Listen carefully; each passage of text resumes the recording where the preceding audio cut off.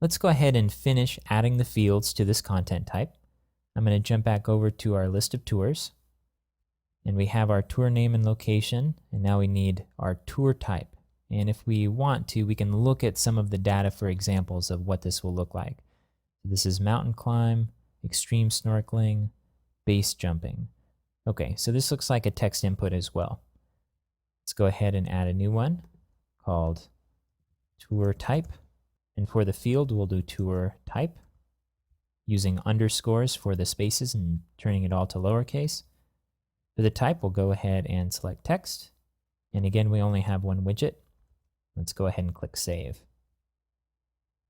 Let's just skip this. We don't need to edit it at all. We'll go ahead and click save field settings. Our label is good.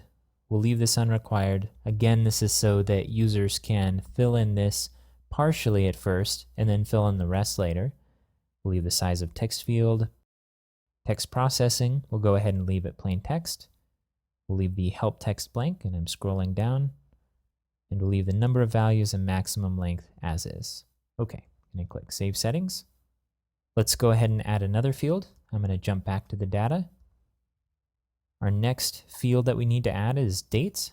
And we see here a couple of examples, September 3 through 7, 2020, September 12th through 15th. Okay, let's go ahead and leave this text for now just to keep it simple. And we'll come back later if we find a better way to do this, which, as a hint, we will. Let's add a label of dates and a name of dates as well. Let's select a text field here and go ahead and click Save. We'll move on to the next settings page. Leave this all plain for now. Save it as the defaults. And let's go ahead and add our final field. I'm going to jump back to the data. We have tour guide left. And let's see, we have Joey Smitty, Kate Zanzerblath, Phil Terry.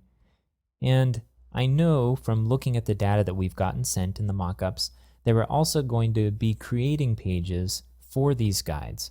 And wouldn't it be cool to be able to automatically link up to those pages somehow when these items are created and the tour guide is added to them? Well, let's not worry about that for now, but keep it in mind for the future. We'll come back and improve it to be able to do that. But for now, let's go ahead and keep these plain text. Let's go ahead and add a new field. We'll call it guide, and we'll use the name guide as well. We'll select a field type of text, and let's go ahead and click Save. Now again, from having done this several times before, we know that the default settings will work for us for now. Let's go ahead and scroll down to the bottom and click Save Settings one more time. Okay, now we have our full set of fields that we'll need to begin adding data to our Drupal site.